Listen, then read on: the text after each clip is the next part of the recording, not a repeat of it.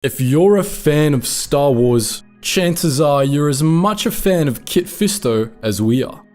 This legendary Jedi Master got up to some insane stuff during the Clone Wars, especially depicted in the comics. He was also incredibly easy to recognize with his green skin, black liquidy eyes, and multiple head tentacles. This made him stand out amid the rest of the Jedi cast, but it wasn't an unusual description of his species. Kit Fisto, as you probably already know, was a Nautolan, one of our personal favorite amphibious species in the galaxy. In today's video, we'll be doing a deep dive into everything that made them and their society tick. As we just mentioned, the Nautolans, also known as the Nautiloids, were an amphibious humanoid species from the planet Glee Anselm. This was an ocean world with almost no land masses. Once, long ago, it had continents, but they had all sunk to the ocean floor millennia ago. Although they were capable of living outside of water and breathing air, the Nautolans made their home at the dark depths of the ocean floor. This, of course, affected the way their psychology evolved.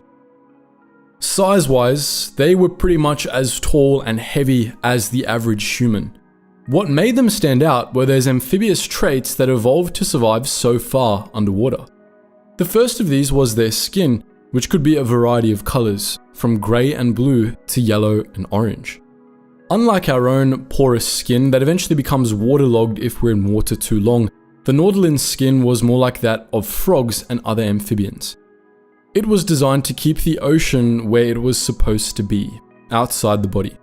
They also had exoskeletons and dense cartilage that made them sturdier than the average squishy human. Another aquatic adaptation was their webbed fingers and toes, which allowed them to swim super fast. Their eyes had also adapted to their underwater home. Since they lived so deep underwater, they lived in what we call the Aquatic zones, the zone of the ocean where light no longer reaches. To help them make use of the tiniest motes of light, their eyes evolved into those black, liquidy beauties we know and love them for. These specialized eyes not only helped them see, but they were also designed to actually function while continuously exposed to water. We would wager they had some sort of nictitating membrane like crocodiles or frogs, a thin translucent second eyelid that covered the eye and protected it from water while allowing them to see, but that's just our guess. We're pretty confident in it, however, as Nautolans were known for almost never blinking. If they had a protective eye membrane, that meant their eyes never lost moisture. They'd never have to. Naturally, they could also breathe underwater. We don't have clear confirmation of how they did it, but given their neighbors called them gillheads as an insult, we'd wager a guess that they relied on gills to filter oxygen out of the water. They also had multiple hearts that beat independently of one another, presumably to deal with the huge water pressure and cold. Another fun, interesting fact about the Nautolans' biology was the way they reproduced, which was pretty much exactly the same as frogs. They lay eggs, and baby Nautolans hatched as tadpoles.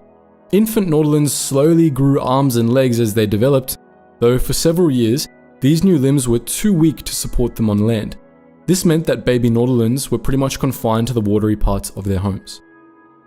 Something we do know more about were the long, wiggly tendrils that grew out of their heads and floated around them in water or laid against their backs when on land. Nautolans had 14 tentacles in total, but they weren't a uniform shape or size. Most tendrils also had patterns on them, such as spots, rings, zigzags, and so on, which were also seemingly random. Also, unlike Leku, there were no long-term consequences of a tendril being cut off. It never grew back, but it didn't result in any kind of brain damage. Regardless of their size, shape, or pattern, all tendrils were highly sensitive organs. More specifically, they could sense chemicals in the water around them, such as pheromones. See, we knew that word would get your attention. At least in the Nautolans' case, it was a far more wholesome use than what the Zeltrons did, for example. By sensing the pheromones others gave off, Nautolans were able to understand what others around them were feeling. This was super helpful because of the darkness around them. With very little light to see by, their tendrils helped the Nautolans piece together others' emotional states and body language without needing to rely on sight. As you might imagine, communication was especially challenging to the Nautolans. Under all that water, they had to rely on emotions, their rippling language that couldn't really be replicated on land, and looking deep into each other's eyes. Their language, Nautala, heavily relied on pheromones to the point where words weren't even necessary. These chemical indicators were so complex that they could convey the meaning of a full sentence or even something as complicated as coordinates on a map. Now that we've given you a rough background of how they lived, you'll be able to better understand how their society functioned the way it did. If you've seen Kit Fisto interacting with practically anyone, you might be tempted to assume that most of his fellow Nautolans were just as laid back and chill as he was. And you'd be right, for the most part. The first Nautolans had lived in caves, but with time, the species evolved to spread themselves across the ocean floor in open water. And they did incredibly well for themselves. Nautolans were big proponents of respecting the balance of nature, represented by what they called the ocean spirit. They were peaceful folk that just wanted to live in harmony with each other and Mother Nature, avoiding unnecessary fighting and arguments. Even the way they built their society was designed to be harmonious. Local settlements were centered around families, and each settlement sent a council of elders to form the central government. Nautolans mated for life and supported loyalty and equality among all their members. This peace-seeking attitude is what made them so generous with everyone, other Nautolans and species alike.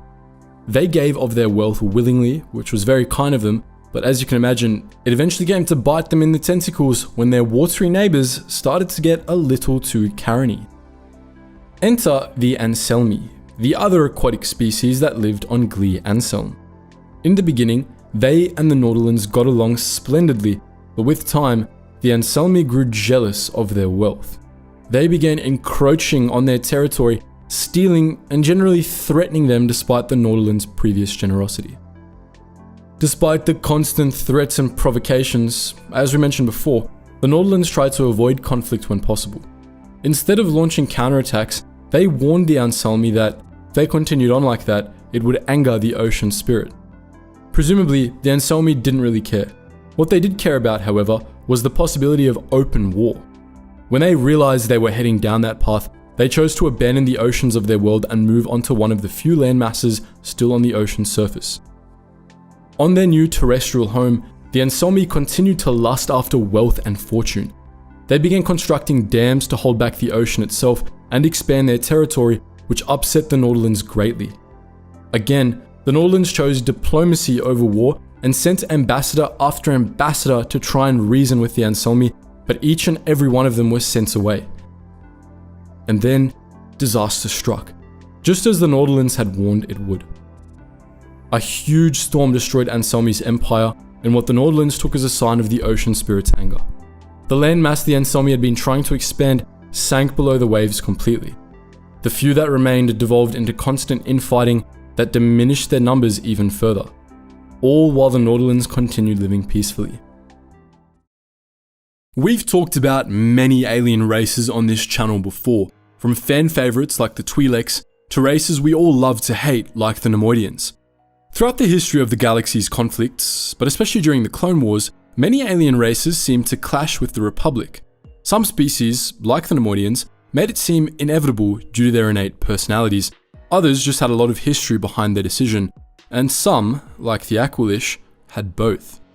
In today's video, we'll be looking at these barbaric, amphibious arachnoids to see why they were so trigger happy and what made them become separatists before it was cool.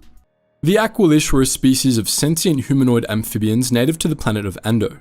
There were 3 distinct Aqualish races, the Aquala, the warlike, and the Quarren.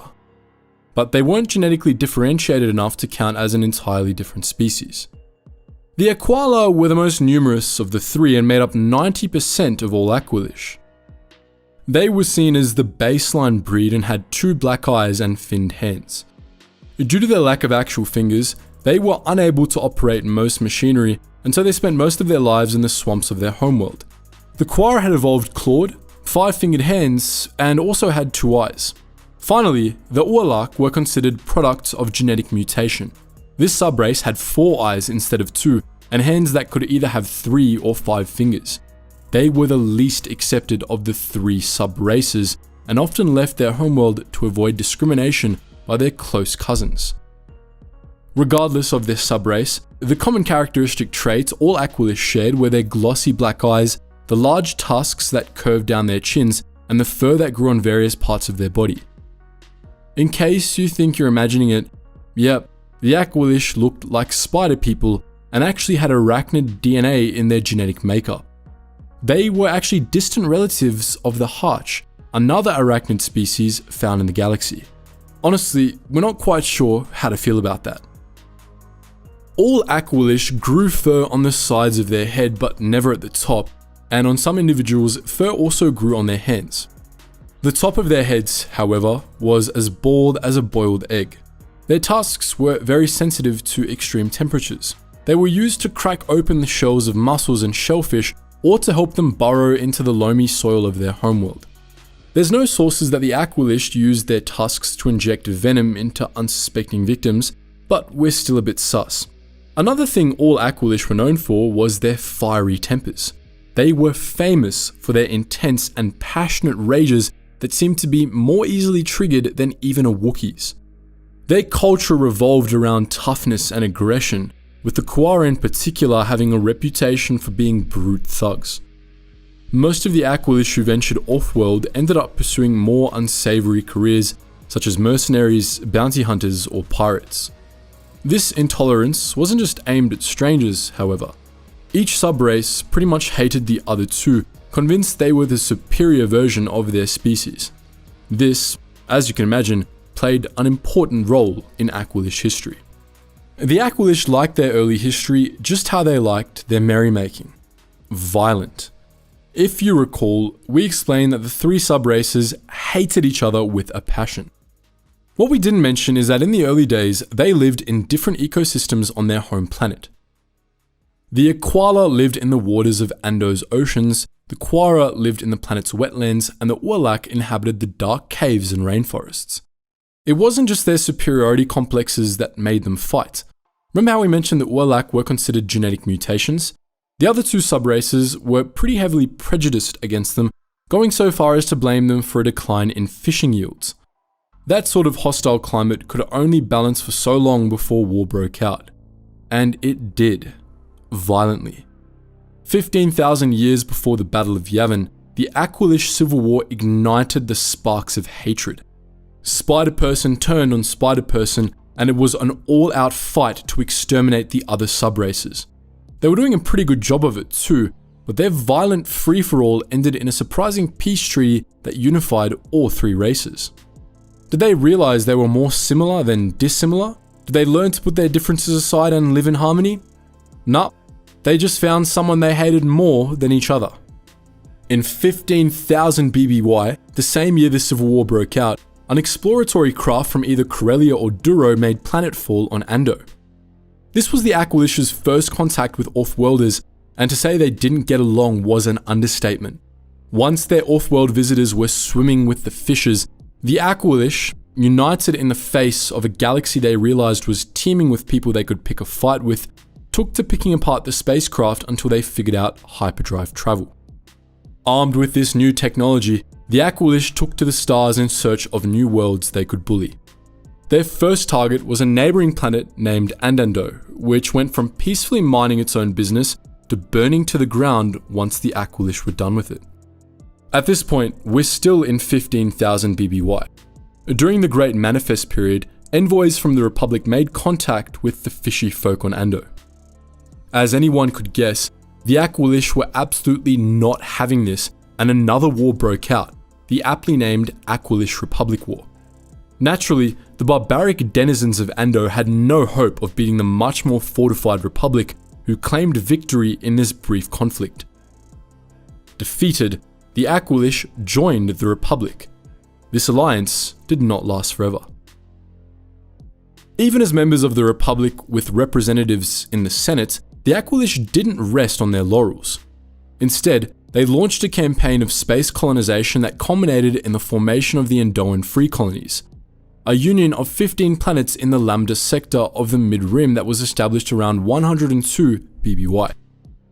These planets all fell victim to the Aqualish's violent ways, which should be enough of a hint for anyone to realize that, once again, a war would break out.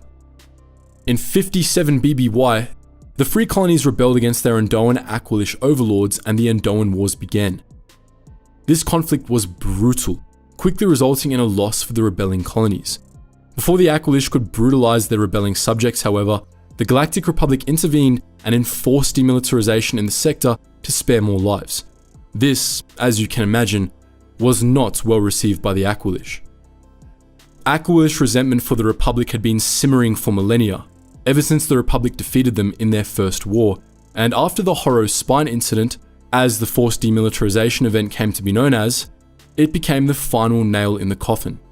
In 23 BBY, just before the Clone Wars broke out, Andor was the first planet to secede from the Republic alongside Mirth, a former Republic world in the Outer Rim. Poe Nudo, Andor's representative in the Senate, announced the secession, which the Andoan free colonies contested bitterly under the leadership of their own senator, Gorathin Vaga. The result was that, while Andor seceded and became an independent world, the Andoan colonies remained part of the Republic.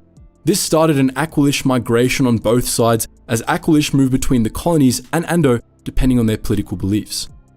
When the Separatist crisis started and the Clone Wars began, Poe Nudo, the former Aqualish senator, became a prominent Separatist and held a seat on the Separatist Council. A civil war broke out among the Aqualish once more, now between Nudo's Separatist movement and Vaga's Loyalist movement.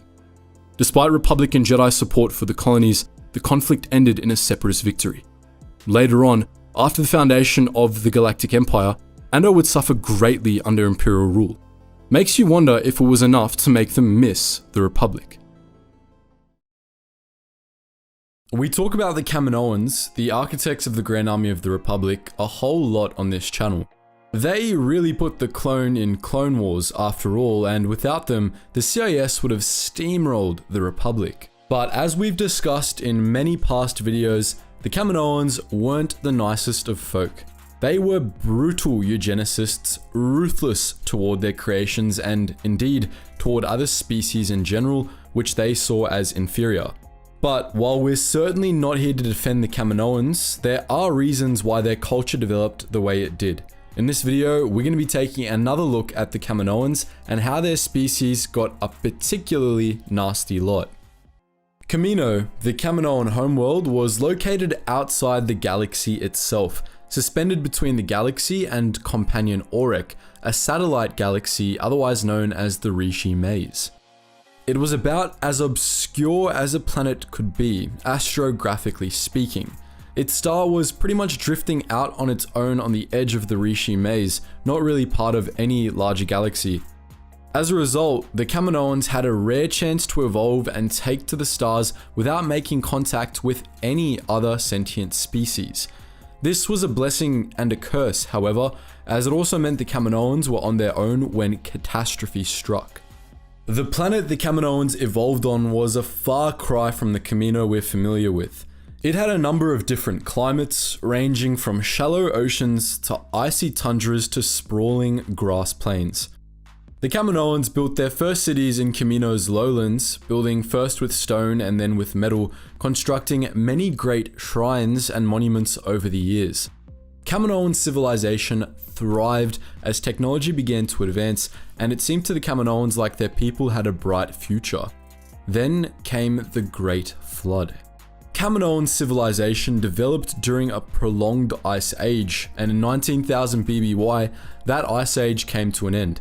The climate of Kamino changed drastically, perhaps due to Kaminoan industrial activity, and as a result, all of the planet's glaciers and ice caps melted.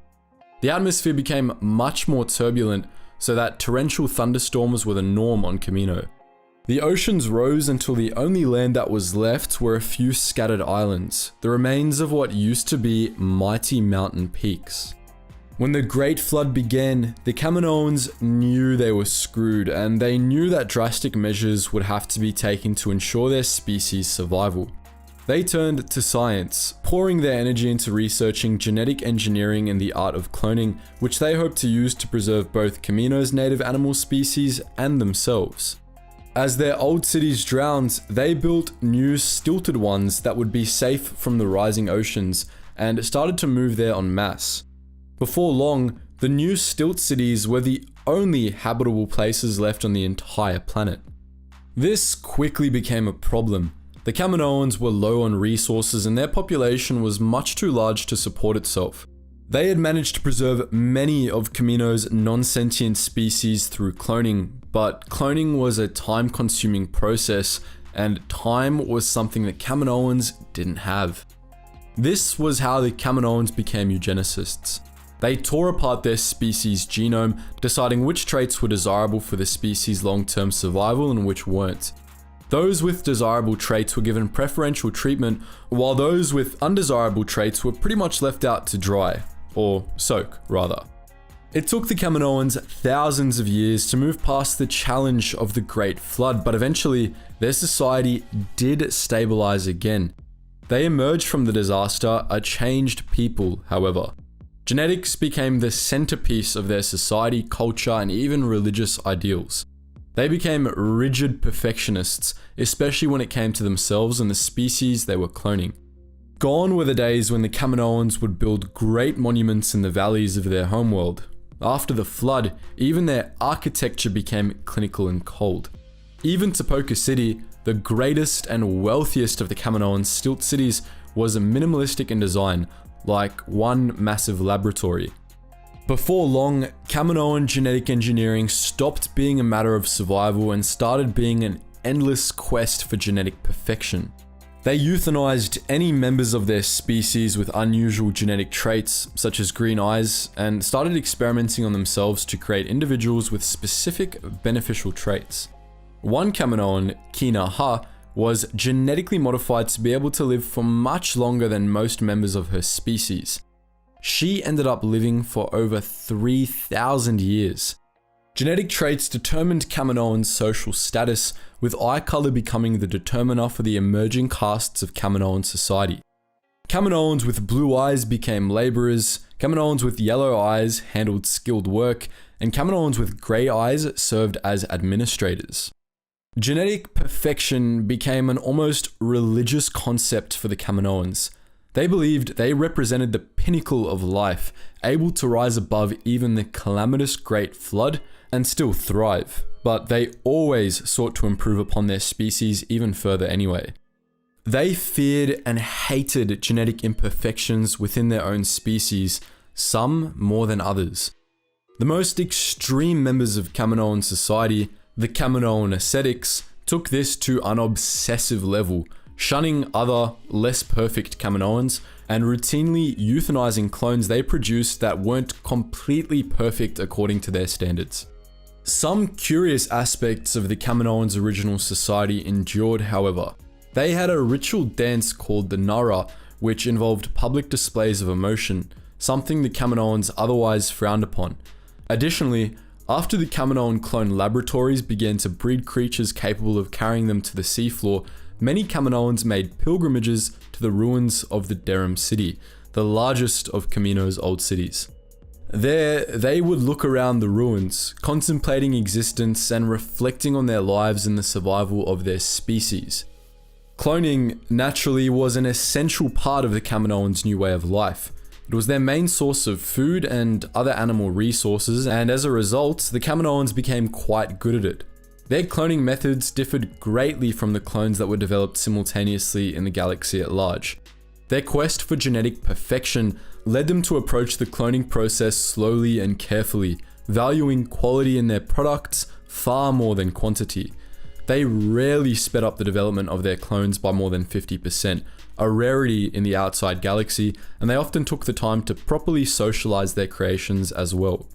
It's unknown when visitors from the greater galaxy made first contact with Kamino. It could have been as early as 15,000 BBY or as late as 4,000 BBY. What is known is contact between the Kaminoans and the rest of the universe was sparse right up until the start of the Clone Wars. This was mostly for two reasons. The first, of course, was that Kamino was remote and only a handful of beings in the Republic knew where it was. The second, however, was that the Kaminoans were tremendously xenophobic. They saw all other species as inferior, especially those that didn't constantly strive toward genetic perfection. Of course, in the interest of avoiding problems, they generally kept this perspective to themselves when dealing with outsiders, who only ever saw the icy, clinical facades the Kaminoans hid behind for most of their waking lives. Despite their disdain for other species, the Kaminoans eventually started making clones for off-worlders, albeit for hefty sums of money. Their products included everything from armies of cloned berserkers to slaves intended to be worked to death in the mines of Subterul. Generally, the Kaminoans cared little for the fates of their products. They were more interested in the process of creating a successful clone. The ethical implications of creating living beings to sell as slaves didn't really occur to them. They had been cloning for so long that they had lost the idea that treating sentience as property was wrong, if they ever had it in the first place. Kamino's proper introduction to the galaxy at large came in 22 BBY, when the Kaminoan-made Grand Army of the Republic descended on Geonosis, sparking the Clone Wars. By that point, Kaminoan society had been rather stable and consistent for millennia, kept at a nice, even population of about 1 billion.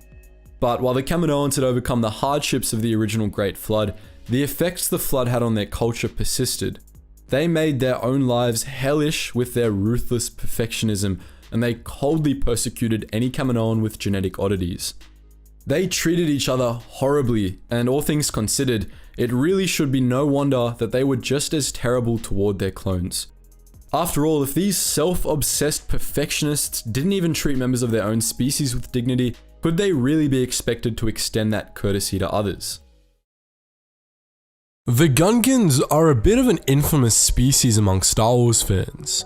They're mostly remembered as the species of Jar Jar Binks, a character that is, unsurprisingly, not remembered fondly at all. Jar Jar's portrayal as a comic relief buffoon casts a shadow over the Gungans as a species. However, it should not be forgotten that Jar Jar was the exception, not the rule. The Gungans were warriors with a layered history that's darker than one would expect. Naboo, you see, is a very unusual planet. Its core was dominated by a type of high-energy plasma, which carved its way up through the planet on a constant basis, leaving behind massive tunnels through the inner regions of the planet, most of which were flooded by a massive underground ocean. This made Naboo's ocean system much different from those found on other planets. The waters of the planet came in deep layers, from the shallower seas that dominated much of the surface to unfathomable deep trenches that stretched all the way down into the core. Life evolved on Naboo in an unusual way as a result. Much of the world's underwater plant life consumed the plasma that welled up from the core to survive, and many sea-dwelling creatures consumed these plants for the plasma. Furthermore, the massive and labyrinth nature of the planet's oceans led to the development of monstrous creatures of great size,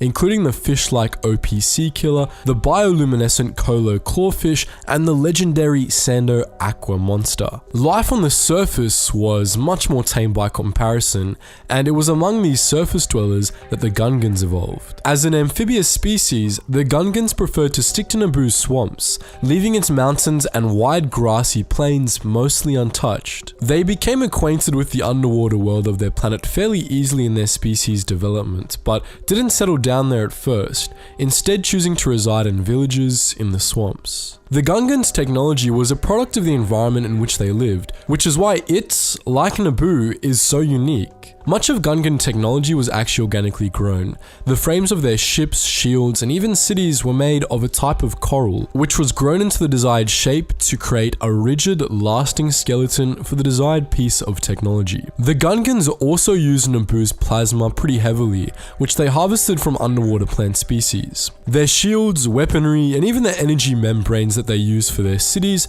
were composed of or were powered by the plasma. In later years, this gave them a slight advantage over outside attackers, as their plasma was a highly efficient energy source and very effective as a weapon against most conventional technology. After the end of Naboo's most recent ice age, Gungan society as we know it began to form.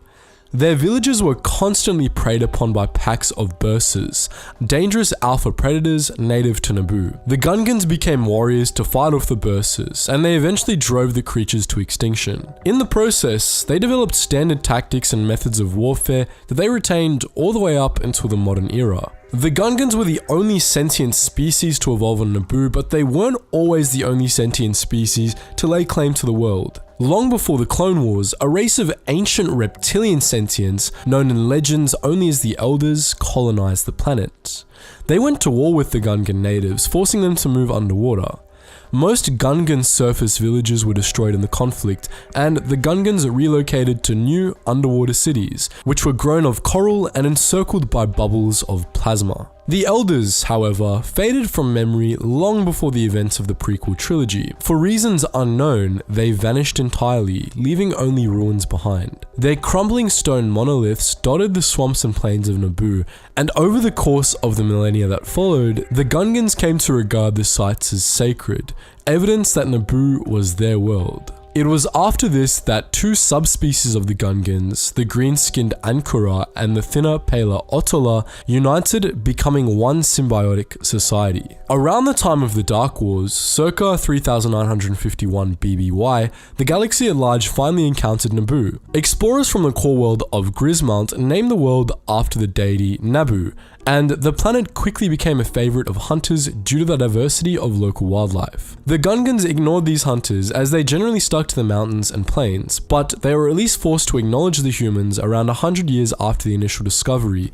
when the humans attempted to colonize Naboo. Amidst a bloody revolution on Grismount, a group of humans fled to Naboo and established permanent settlements. At Theed and other sites across the planet's grassy plains and mountains, they established themselves a peaceful society of artisans, hoping to find peace in isolation in the far reaches of the Mid-Rim. At first, they didn't clash with the Gungans all that much, but as the Naboo began to multiply and expand across the planet, conflicts began to inevitably break out. But even with the arrival of Naboo, war remained mostly an internal affair for the Gungans. It wasn't until 3000 BBY that they united as a species for the first time after years of bloody intercity wars. It was Boss Gallo that led this effort, which began as a campaign against a vicious warlord named Rogo. Gallo and his Gungan armies eventually succeeded in taking Spearhead, Rogo's base of operations, which the Gungans transformed into Oto Gunga, a city where Gungans of any tribe were welcome. Despite the conflicts and prejudices that separated humans and Gungans, the two civilizations that inhabited Naboo weren't completely isolated from each other. Indeed, both the Gungans and the Naboo depended on trade with each other for survival, though this trade usually went on quietly, on the fringes of both societies. Though the two societies contested the other's claim to Naboo, neither considered the other a significant threat, which is why it took a while for any true major conflicts to flare up. This changed when, after the end of the New Sith Wars in 1000 BBY, a massive civil war began amidst the Naboo.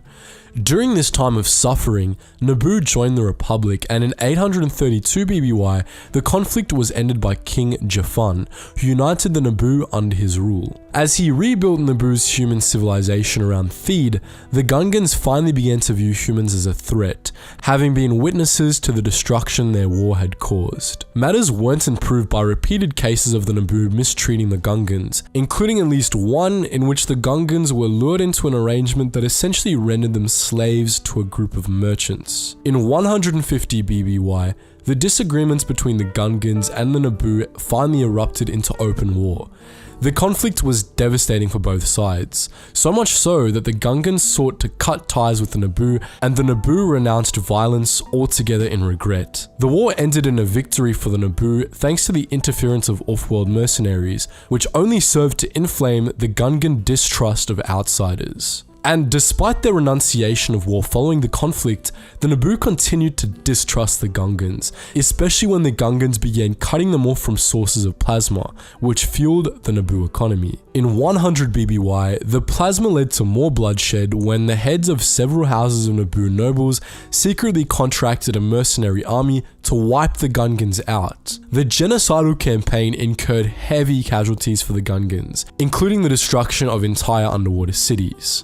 But the Gungans and their grand army fought back, and at length they were able to drive the mercenaries from Naboo. Though they suspected the involvement of the Naboo in the war, the Naboo vehemently denied the accusation. Privately, the war led to strife between Naboo's houses, with the patriarch of House Palpatine challenging that of House Tapalo to a duel, one that he ultimately lost. The situation only continued to worsen for the Gungans, unfortunately. Naboo's plasma drew the attention of the wider galaxy, and when vast reserves of it were discovered beneath Theed, the Trade Federation moved in to claim it. Like the majority of Hutt-free Rimworld at the time, the human colonists of Naboo largely relied on the Trade Federation for economic contact with the rest of the galaxy, and so the Federation easily established a monopoly on the planet's plasma reserves. But the Trade Federation was rarely content with controlling only part of a resource, and so they quickly became hostile toward the Gungans, who controlled a large part of Naboo's plasma reserves. The Gungans came to understandably hate the Trade Federation and their droids, the arrival of whom they quickly blamed on the Naboo. The plasma situation ultimately ended well for neither side. Naboo's plasma was part of what made it a target when the Trade Federation ultimately opted to blockade and invade a planet to protest new taxes on trade. The rest of the story of the Gungans is history, and fortunately for them, things only improved for them after the Battle of Naboo, at least until the Empire came around. If you've been around for a while, you'll know we like our aliens here at Geetsly's. The best thing about having a galaxy-spanning fandom is the opportunity to run into the weird and wacky parts of xenobiology with a healthy dose of fantasy. There are countless alien species we personally find fascinating, and we've spent a good amount of time trying to document every single one. In today's video, we'll be looking at a lesser known, but still pretty badass species, the Karkarodons. Named after the great white shark, these mouthy aliens wouldn't hesitate to bare their teeth and send you swimming with the fishes. So brace yourself for a bunch of fishy puns, and let's dive right in.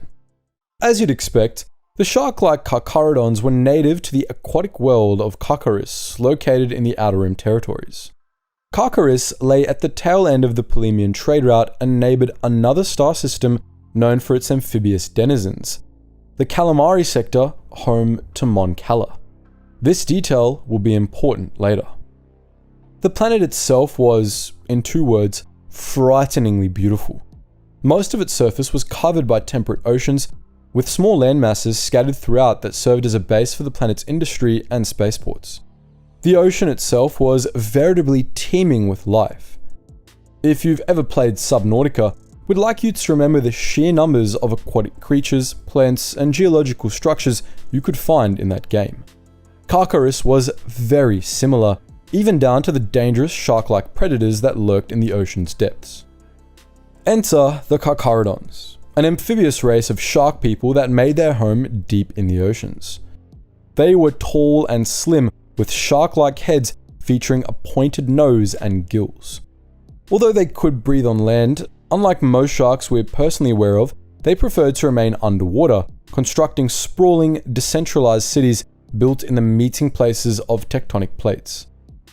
As you'd expect, the Karkarodons were best known for being fast swimmers and vicious predators. They had webbed hands and feet to help them propel through the water, and rows of serrated teeth ready to tear their prey apart. Which, by the way, was their preferred way of unaliving their food. When swimming, they crossed their legs behind them, putting their webbed feet together in a way that mimicked a real shark's vertical tail fin. They also shared many common traits with their real-life counterparts. To start with, the reason they chose to build their cities in the deep areas around the tectonic plates was because that's where there were strong undercurrents. If you know anything about sharks, you'd know they don't actually breathe like most other fish do. Most fish suck water in through their gills and absorb the oxygen dissolved into the water. Sharks, however, don't suck the water in. They rely on swimming through water to guide the water in. That's why, when they sleep, they position themselves in a current so there's always water moving into their gills. It makes sense then that the Karks liked living in places that made breathing easier. Their next common trait was their ability to sustain ridiculous amounts of damage and still keep going. This ranged from the cool to the absurd. Like real sharks, the Karks could regrow any teeth they lost, and this makes sense. When you spend your days swimming around, grabbing onto your prey with your mouth and ripping it apart, you're bound to run into some dental problems, and we're not sure they had insurance down there. Regrowing teeth was necessary to their survival. On the other end of the spectrum, they could take some serious punishment. Riff Tamsin, whom we'll talk more about later, took 2 blaster shots straight to the chest and didn't even flinch. If you've ever seen a great white shark with scars all over, you'd not be too surprised. Unlike most real-world sharks, however, the Karkarodons had industry. Karkaros was most well known for 2 exports, weapons and cybernetics. It turns out the natives were fairly good at bioengineering and they'd managed to set up a good system. The underwater volcanic vents provided geothermal energy that they gathered in specialized plants, then used to fuel their industry. Factories were built on the land masses above sea level, mainly due to the pollution they caused. The reefs and environment around these factories were severely damaged by the pollutants, and so the Karkarodons had chosen to house their industry as far away from their home as possible. Out of sight, out of mind, as any staunch capitalist would say. One of the most famous Karkarodian inventions was the semi-organic war machine known as the Hydroid Medusa. These were massive jellyfish modified heavily with cybernetics. This included armor, electrified tendrils, and built-in power plants. They were 22.3 meters in length, or about the length of 2 telephone poles stacked on top of each other. But they were still jellyfish. Their yellowish-brown underside and tentacles still functioned as nature intended, just better armored and armed. They were practically invulnerable to blaster and lightsaber attacks, though Gungan energy grenades, known as boomers, were sometimes able to land some damage. That small vulnerability aside, they were terrifying to face in the ocean and a testament to the Karkarodons' ingenuity. Politically, the Karkarodons were as friendly as you'd expect a weapons dealer to be. This, of course, led to some interesting developments during the Clone Wars.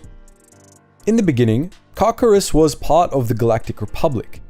However, when the Clone Wars broke out, the Karkarodons swapped sides and allied with the Confederacy of Independent Systems. There's no evidence to suggest that the Karkarodons had political beef with the Republic on an ideological level, but there are several factors that might have contributed to this decision. On a basic level, they weren't the most peace-loving, gentle beings, so being constantly held back by the Republic's general disdain for wars they didn't start might have had them frothing at the bit. Far more likely, however, the main factor for their secession was financial gain. As we mentioned earlier, Karkaros' main export was weaponry. Many worlds that seceded during the Clone Wars did so in order to escape the Republic's regulations. The CIS gave the Karkarodons an excellent market for their technology, and especially their aquatic weapons. In a previous video, we talked about the CIS Aquadroids. The Karkarodons' specialized equipment was better. In 21 BBY, the Karkarodon commander Riff Tamsin led the Confederacy's invasion of Mon Cala in what came to be known as the Battle of Mon Cala. Fans of the Clone Wars will remember these episodes well. The Separatist force, armed with Aquadroids led by Tamsin, invaded the Loyalist world and occupied it. The Mon Cala prince, Lee Char, was overthrown and slated for execution, while Tamsin declared himself the ruler of Mon Cala. Fans will likely remember that there were 2 dominant sentient species on Mon Cala: the Loyalist Mon Calamari and the Separatist-aligned Quarren, who had a bone to pick with their neighbors. Initially, it seemed like Mon Cala was lost. The Hydroid Medusas Tamsin had brought with him from Karkaros were incredibly effective against Republic forces, and the Separatist Quarrens fought hard under Tamsin's command. However, when victory seemed certain, the Quarren chieftain Nosori betrayed Tamsin. The Quarren weren't about to allow an off-worlder to take command of their homeworld. In the confusion caused by the Quarren joining the other side, Lee Char was able to kill Tamsin, and the Republic, Jedi, and Quarren forces were able to prevail. Not much is known about the fate of Karkaros after the Clone Wars. Presumably, it was eventually annexed by the Empire, as most Separatist worlds were, and made to serve the Imperial machine. That said, given the nature and industry of the Karkarodons, we'd tentatively bet that they found this turn of fate a little more palatable than some other worlds did. But who can ever really tell what a shark is thinking? Season 4 of Star Wars The Clone Wars opened with a 3-part arc about the Battle of Mon Cala, a ferocious conflict between the loyalist Mon Calamari and the separatist Quarren, the two native sentient species of the planet Dak. If you've watched the Clone Wars, and if you haven't, you should fix that, you're probably familiar with this arc. But what you might not know is that the Battle of Mon Cala was part of a much older war, one that predated the Clone Wars. The Mon Calamari and the Quarren had been at each other's throats for millennia, and the conflict between them was one of the fiercest local feuds in the galaxy. In this video, we'll be telling the full story of one of the galaxy's most devastating interplanetary conflicts. The Mon Calamari and the Quarren evolved on the same planet, an ocean world of many names. Many outsiders referred to the planet as Mon Calamari, Calamari, or Mon Cala, but the natives, the Quarren in particular, called the planet Dak. It was a particularly remote world, further from the core than Hutt space or the shadowed worlds of the Sith. Even during the time of the Empire, it was on the borders of wild space. Because of this, the planet's native sentience developed in near complete isolation from the outside galaxy. Dak was home to a wealth of species, with the most prominent being its two dominant sentient races. The fish-like Mon Calamari evolved in the shallows around an island archipelago and dreamed of exploring the stars even before they had developed civilizations. They became a highly intellectual people with many prolific artists, scientists, and philosophers, and built great cities on the ocean's surface and in the shallows. The squid-like Quarren, on the other hand, evolved in the depths. While the Mon Calamari's world was full of light and was fairly safe, the Quarren lived in darkness and contended with fearsome deep-sea monsters on a daily basis. They were a proud and conservative people, with many rigid traditions and an instinctive distrust of the unfamiliar. They built their cities in the darkest depths of Dak's oceans. From early on, both the Quarren and the Mon Calamari knew they weren't alone on Dak. There were actually other sentient species on the planet, some of which made contact with the Quarren and the Mon Calamari. The Mon Calamari discovered and formed an alliance with the massive Whalodons early in their civilization's history, promising to protect them and respect their habitats, while the Quarren became aware of the Moapa, a species of simple jellyfish-like creatures that, like the hive-minded Billars, could form sentient entities when gathered in large groups. For millennia, however, the Mon Calamari and Quarren were unaware of each other. This changed around 4,775 years before the Battle of Yavin. Around then, a Quarren hunting party stumbled upon a team of Mon Calamari divers exploring the depths. This meeting had the potential to be the beginning of a great interspecies friendship. Instead, it was the start of a war. The Quarren were suspicious of the Mon Calamari and attacked, leading to an uproar in both civilizations. The Mon Calamari were taken aback by the Quarren aggression and judged their planetary neighbors to be brutish and unsophisticated. The Quarren, on the other hand, were immediately suspicious of the Mon Calamari and saw their incursions into the depths as a threat. Fearing the Mon Calamari would destroy their way of life, the Quarren declared war. The Quarren-Mon Calamari War lasted for over 200 years and consumed the entire planet. The Quarren proved far more aggressive and capable in combat than the Mon Calamari, and the ferocity of their attacks repeatedly took the Calamari by surprise. But the Mon Calamari had better technology, allowing them to overcome this disadvantage. Eventually, the Mon Calamari's superior technology allowed them to get the upper hand over the Quarren, and by 4,500 BBY, they had won the war. The Quarren reluctantly admitted defeat, and as they rebuilt from their losses, many of their leaders began preparing for a counterattack, bitter over their humiliation. This greatly concerned the Mon Calamari, who feared that a second war would lead to the extinction of the Quarren. In the end, the Mon Calamari chose to take radical action to prevent further conflict. In a decidedly sketchy move, they kidnapped thousands of Quarren younglings and forcibly raised them alongside young Mon Calamari, introducing them to Mon Calamari culture and putting them through the Mon Calamari education system. They then sent these Quarren back into the depths once they came of age, hoping the indoctrinated youths would create a more peaceful Quarren society. Obviously, the Quarren elders were pissed off about this, and when the youth reintegrated into Quarren society, they distrusted them, seeing them as brainwashed puppets of the Mon Calamari. The younger Quarren, on the other hand, saw their elders as uncultured and barbaric. As is the way of things, The elders eventually died out and the younger Quarren took control of the depths. They established relations with the Mon Calamari, and the two species at last formed a sort of shared society. Together, the Mon Calamari and the Quarren developed space travel technology, at last fulfilling the dreams of many Mon Calamari. They even developed their own hyperdrive technology, which they used to colonize other nearby star systems. But the peace didn't last. For a while, relations between the Quarren and Mon Calamari were good, but as the centuries went on, the Quarren began to distrust the Mon Calamari again. This wasn't without merit either. The shared society the two species had built was not an equal one.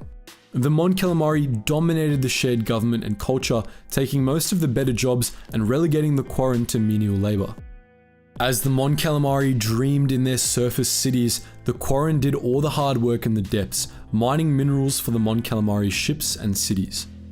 As the Mon Calamari grew prosperous, the Quarren were largely left behind.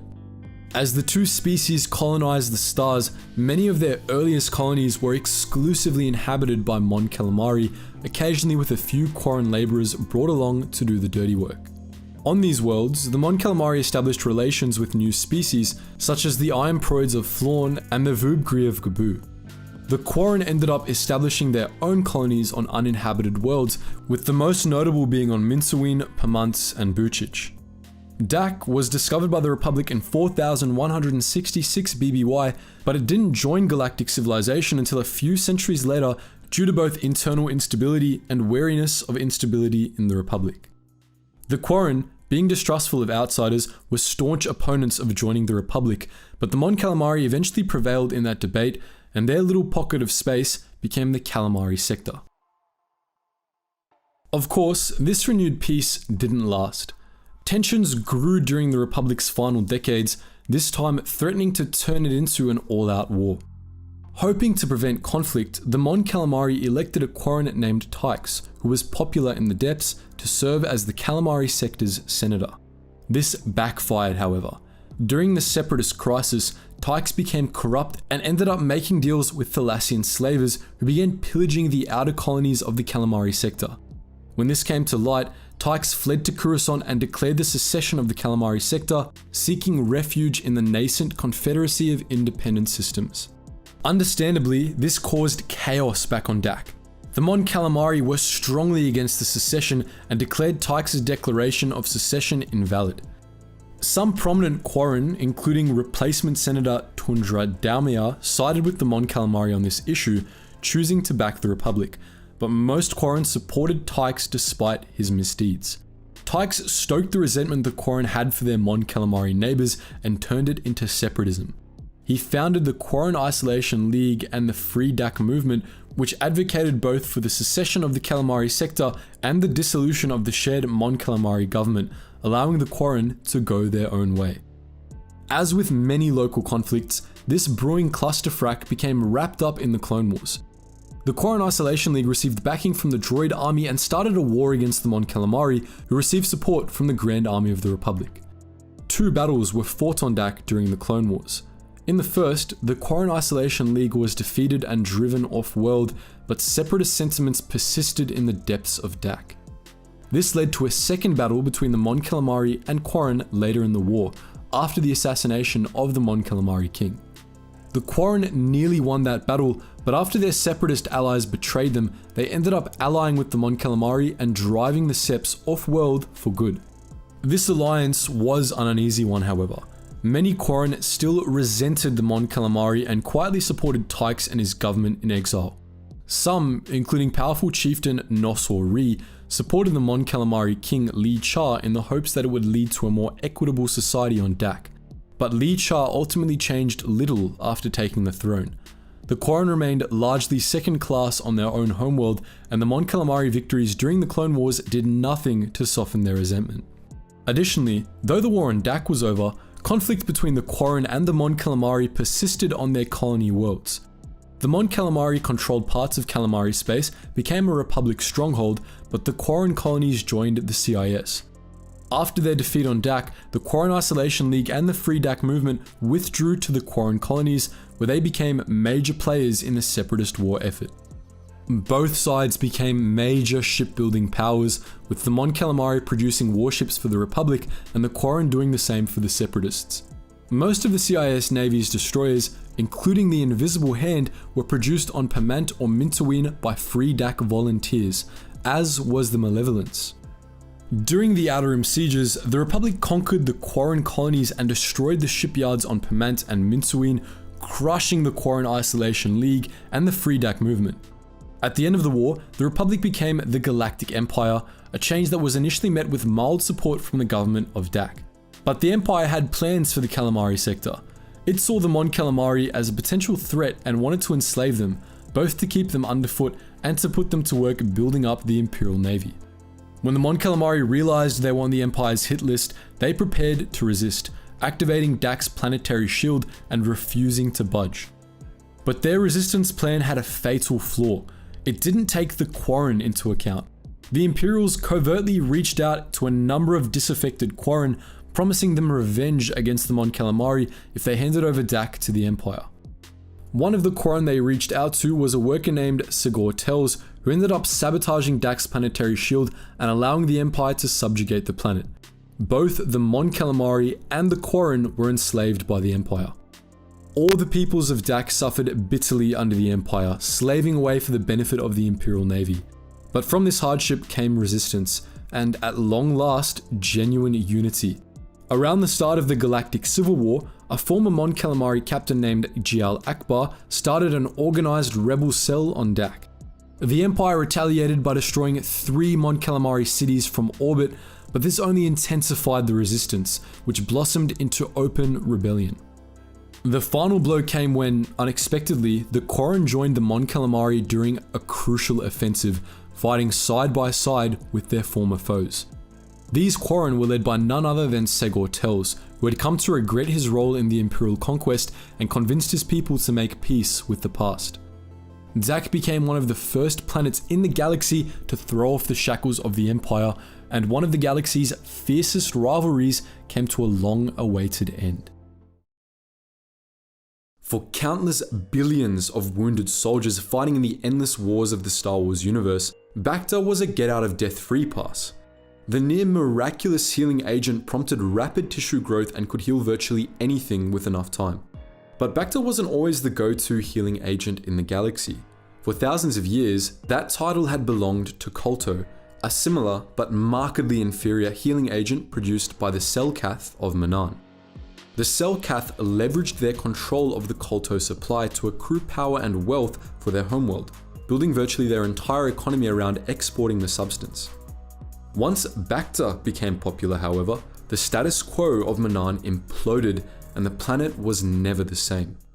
Manaan was a world in the Piershak system of the Inner Rim, located fairly close to the heart of the core worlds. A vast ocean covered its entire surface, and its native sentient species, the Selkath, were amphibious, capable of breathing underwater and on the surface. From the dawn of their civilization, they were a peaceful people, living in pod-like underwater cities and establishing firmly legalistic societies. Early in their history, however, they were conquered by the Rakata of the Infinite Empire. The Rakata enslaved the Selkath and exported them to sites across the galaxy, where many were worked to death building monuments to the Infinite Empire. One such monument was built on Manaan itself, in the Rakhurt Rift, a darkside artifact known as the Star Map. The Rakhurt Rift had unusual properties, possibly due to, or at least enhanced by, the Star Map, and the Selkath gave it great religious significance. The rift was home to a giant Phyrexian shark the Selkath called the Progenitor, a creature of legend that protected Manaan's greatest resource, a substance called Kolto. This powerful healing juice bubbled up from the depths of the Rakhurt Rift, and after the Infinite Empire collapsed and the Rakata abandoned Manaan, the Selkath learned how to harvest, refine, and make use of the substance. The Republic discovered Manaan within the first 5 millennia of Republic rule. At some point between 24,000 and 20,000 years before the Battle of Yavin, Manaan integrated itself into galactic civilization. It built a settlement on the ocean surface, Ahto City, from which they exported Kolto to the Republic and other civilizations. As the immense healing capabilities of Kolto became widely known, demand for the product soared, and Manaan became very wealthy. Despite its status as a power player in the galactic economy, however, Manaan never fully joined the Republic, instead choosing to remain neutral so it could sell its Kolto to all who wanted it. Even as it became one of the most important planets in the galaxy, Manaan remained a world of many secrets. The Selkath guarded their planet zealously, forbidding outsiders from visiting their true cities beneath the ocean's surface, or from leaving Atto City, for that matter. Wide swaths of Manaan were unexplored even by the Selkath, but the Selkath forbade outsiders from exploring it themselves. The art of Kolto harvesting and production was kept secret, and the Selkath forbade outsiders from even getting a glimpse of the production process. The Selkath kept outsiders in the dark about their culture, society, and beliefs as well, choosing to appear to outsiders as stoic legalists whose judgments were always driven by logic instead of passion.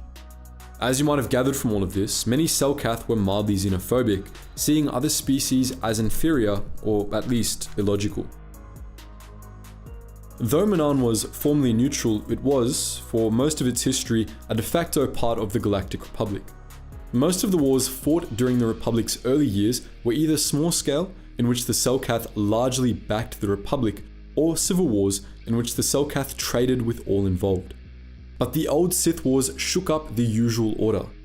Starting with the Great Sith War, the Republic's enemies began conquering large swaths of the galactic government's territory, establishing themselves as legitimate rivals. This became the most pronounced in the Jedi Civil War, in which the new Sith Empire conquered a full third of the Republic, more than any other Republic enemy before it. During the Jedi Civil War, both the Galactic Republic and the Sith Empire sought to monopolize the Kolto trade, pressuring the Selkath into giving them more favorable deals. Instead, the Selkath strengthened their neutrality laws. Manaan ended up trading with both the Republic and the Sith, making sure they gave neither side an advantage in trade over the other, except as punishment for breaches of the peace on Manaan. Both the Republic and the Sith were granted embassies and protective military garrisons on Manaan, which, for as long as the war lasted, was the only place in the galaxy where Republic soldiers and Sith troopers could be seen walking side by side. The Selkath forbade fights in the streets of Atto City and severely punished those who violated this law, especially representatives of the Republic or the Sith. When fights broke out, as was inevitable in a city where there were simultaneously Republic soldiers, Sith soldiers, and a respectable number of bars, the Atto High Court tended to respond with Kolto sanctions against the government to whom the instigators belonged. This was meant to serve as a deterrent against breaches of the peace, but it actually had the opposite effect. The Loyalists and the Sith quickly figured out that the Selkath considered instigators to be the ones who threw the first punch, so they regularly attempted to goad each other into starting fights. Atto City was a powder keg ruled by the 5 most legalist judges in the entire galaxy, a fun place for anyone who enjoyed the worst parts of politics. As you might expect, both the Republic and the Sith hated the Selkath and their neutrality, and during the Jedi Civil War, both factions worked to undermine it. The Republic secretly allied with the few reasonable Selkath in Manaan's government and built a Kolto harvesting facility in the Rakert Rift, against Selkath law. Meanwhile, the Sith kidnapped a number of Force-sensitive Selkath youths, indoctrinated them into Sith ideology, and attempted to brainwash them into overthrowing their government and replacing it with a Sith-aligned puppet. During his visit to Manaan, the redeemed Revan exposed both plots. The Rakert Station plot was quietly swept under the rug by judges uninvolved in the conspiracy, but the Sith plot ultimately led to Manaan formally banning the Sith Empire from the planet in the last days of the war. It was after the Jedi Civil War that major problems began for Manaan. For reasons unknown, the Kolto supply dwindled, forcing the Selkath to raise their prices. This happened at the worst possible time for Manaan. Around the same time, the insectoid Vratics of Typhera were beginning to market their own healing agent, a superior product they called Bacta. Produced by 2 local corporations, the Zukfra Corporation and the Zaltin Corporation, Bacta could only be made on Typhera, giving the Vratics complete control over the Bacta trade. Unlike the Selkath, however, the Vratics were much more open to the outside galaxy. They were perfectly happy to share the secrets of Bacta, and they were also willing to join the Republic. For the Republic, it was a win-win situation. They got a better healing agent, and they could stop dealing with the Selkath. Bacta quickly supplanted Kolto on the galactic market, and predictably, this caused Manaan's economy to implode. Manaan attempted to join the Republic in a bid to salvage the situation and regain some of its lost prestige, but for some mysterious reason, the Republic snubbed them, rejecting their application. The Selkath's neutrality policy came back to bite them in the ass. A few centuries later, when Darth Vitiat's Sith Empire attacked the Republic during the Great Galactic War, the Selkath again offered to sell Kolto to both sides, hoping the intense fighting would drive up demand for their weaker but still useful healing juice. The Sith responded to this offer by bombing Manaan and destroying Ahto City and all other surface installations. After the end of the Great Galactic War, however, the Republic and the Empire settled into an uneasy Cold War, during which the Selkath began to rebuild Ahto City. This time, they were successful in re-establishing the old trade situation. Despite this, Manaan continued to decline as Kolto became increasingly obsolete. By the end of the old Sith Wars, the Selkath had lost every last shred of relevance. During the new Sith Wars, in which galactic civilization itself crumbled, the Selkath were cut off from the outside galaxy completely, leading them to abandon their surface cities and slowly revert to a more primitive state. Their society disintegrated into warring underwater city-states. They had recovered somewhat by the time of the Clone Wars and had even begun to export Kolto again, but Manaan was never really the same, nor were the Selkath. Whether you're a fan of the older content or excited for the new stuff, something all fans can agree on is that Star Wars has incredible world building. Disregarding how many times we still manage to end up on Tatooine, the sheer number and variety of different planets in the galaxy makes the universe feel more real. From overgrown volcanic worlds like Belsavis to frozen balls of ice like Ilum, there's truly something for everyone out there. One of our personal favourite kinds of planet are the ocean worlds like Kamino or Manaan. There's something truly alien about a world covered in water, and much like with our own oceans, there's just no telling what might be lurking beneath the waves. In this video, we'll be talking about one such planet, Glee Anselm, a world with two very different species, some of which made very questionable life choices. Located in the Jalor sector of the Mid-Rim, Glee Anselm was an ocean world with almost no land masses. Once upon a time, the planet had had continents of its own, but they had all sunk to the ocean floor over 4,000 years ago. The few bits of dry land that were left took the shape of small islands covered in various biomes, from beachy jungles to mountains to grasslands. The planet experienced fairly intense weather changes, with storms that often reached cyclonic proportions. Despite that, it was still considered beautiful enough for companies like Star Tours to host tours across it. The ocean itself was deep and dark, but civilization didn't stop just because light did. You see, the planet was home to two native sentient species, the Nautolans and the Anselmi, who were at odds with one another. The Nautolans, on the one hand, inhabited the planet's oceans deep within the Aquatic zone. The Anselmi, on the other hand, built their civilization atop the world's landmasses. Despite how close they lived and developed with one another, the two cultures couldn't be more different. On the one hand, the Anselmi were a blue-skinned humanoid species with four-fingered hands and three-toed feet. Unlike their neighbours, the tops of their heads were bald save for two thin antennae. They also sported a thin tail that might once have been an evolutionary adaptation for swimming. Once, the Anselmi had lived underwater, just like the Nautolans. However, due to their warlike nature, they found coexistence with their neighbours impossible. The Anselmi had a bad habit of raiding them, stealing resources that the Nautolans were happy to share anyway.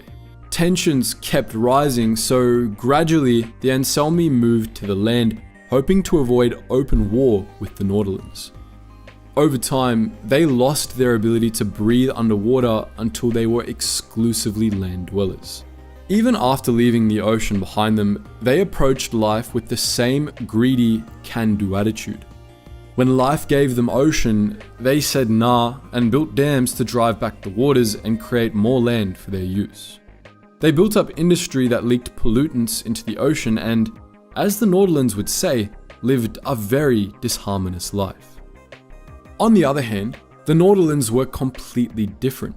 Initially, they had inhabited dark underwater caves, eventually evolving to build communities centered around their families and run by their elders. Where the Anselmi had embraced the way of the land, the Nautolans thrived on the dark ocean floor.